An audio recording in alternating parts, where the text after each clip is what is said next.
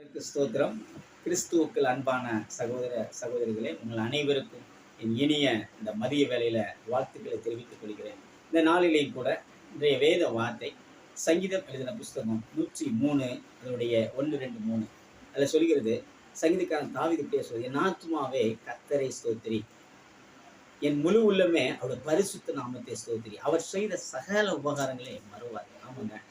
So தேவன் நம்முடைய வாழ்க்கையில அவர் எத்தனையோ விதமான அற்புதங்களை செய்திருக்கிறாங்க. அவர் செய்த அற்புதங்களை நான் சில நேரங்களில் அதை பட்டியலிட்டு பார்க்கும் பொழுது, அவர் செய்த அற்புதங்கள் நமக்கு நல்ல ஜீவனை கொடுத்திருக்கிறாரு, நல்ல பலத்தை கொடுத்திருக்கிறாரு, நல்ல குடும்பத்தை கொடுத்திருக்காரு, நல்ல ஊழியத்தை கொடுத்திருக்கிறார், நல்ல வேலையை கொடுத்திருக்கிறாரு, நல்ல நண்பர்களை கொடுத்திருக்காரு, நல்ல சிநேகிதரை நமக்கு அநேகர்களை கொடுத்திருக்கிறாங்க.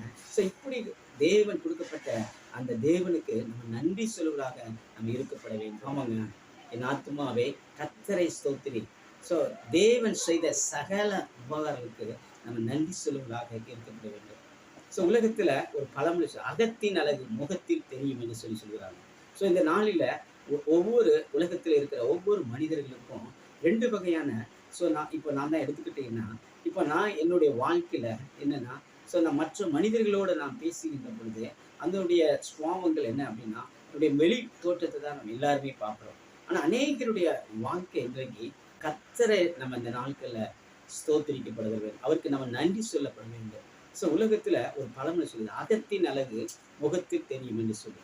ஸோ இன்னைக்கு நாளில் நம்ம பார்க்கும் பொழுது ஒவ்வொரு மனிதர்களுக்கும் நம்முடைய வாழ்க்கையிலும் சில நேரங்களில் நம்ம என்ன செய்யணும், ஒவ்வொரு மனிதர்கள்ட்ட நம்ம என்ன செய்கிறோம், நம்முடைய வெளி தோட்டத்தை நம்ம பார்க்கிறோம், வெளித்தோட்டத்தை நம்ம கவனிக்கிறோம், நம்ம வெளித்தோட்டத்தை நம்ம பார்க்கிறோம். ஒருவேளை அவங்களுடைய வெளித்தோட்டத்தில் நல்ல ஒரு சிரிப்பாகவும் நல்ல மகிழ்ச்சி நிறமாக இருக்கிறது. ஆனால் என் தேவ பிள்ளைகளே, ஆண்டவர் இந்த நேரத்தில் சொல்கிறாங்க, இன்றைக்கு அநேகருடைய இருதயங்கள் எப்படிப்பட்டதாக இருக்குது அப்படின்னா, நொறுக்கப்பட்டதாக இருக்கிறது. அநேகருடைய இருதயம் எப்படிப்பட்டதாக இருக்குன்னா, ஏக்கம் கொண்டு இருக்கிறது. அநேகருடைய இருதயங்கள் எப்படிப்பட்டதாக இருக்குன்னா, தவிப்போடு இருக்கிறது. ஸோ எப்பொழுது அப்படின்னு சொல்லி அநேக விதமான அங்கலாய்ப்போடு அநேகருடைய இருதயங்கள் இன்னைக்கு தவித்து கொண்டு இருக்கிறது. ஆமாங்க.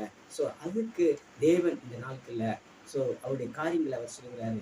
ஆத்துமாவே நம்ம என்ன சொல்லணும், அவரை நன்றி சொல்லுவதாக நம்ம நம்முடைய வாழ்க்கையில ஆண்டவருக்கு நம்ம எப்பொழுதும் நன்றி சொல்லிக்கிட்டே இருக்கும் பொழுது, ஆண்டவர் நம்முடைய வாழ்க்கையில அவருக்கு பெரிய ஒரு மாற்றங்களை தர அவர் போதுமானவர் இருக்கிறார்.